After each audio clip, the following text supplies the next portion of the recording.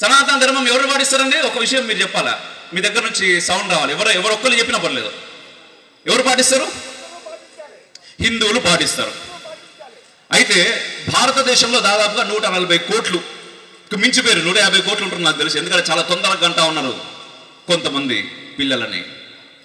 అయితే ఆ 140 కోట్ల భారతీయ జనాభాలో దాదాపుగా 2011లో జరిగినాయి మనకు జనాభా లెక్కలు. ఆ తర్వాత కరోనా రావడం చేత జనాభా లెక్కలు చేయలేరు. అయితే 2011 జనాభా లెక్కల ప్రకారమే 9 రాష్ట్రాల్లో హిందువులు మైనార్టీలు. సో ఇంకా ఎక్కువ కాలం పట్టదు మనం కళ్ళు తెరవకపోతే. సనాతన ధర్మం మీకు ఏం కాదు, ఎందుకంటే కేవలం మనుషులతోటి కాదు సనాతన ధర్మం.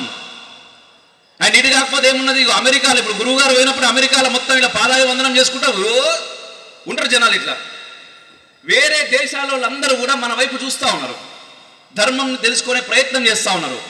మనం ఏం చేస్తున్నాం? మన ధర్మానికి మనం దూరం అవుతున్నాం. మన ధర్మానికి మనం దూరం అయితే మనకు మనం దూరమైనట్టే.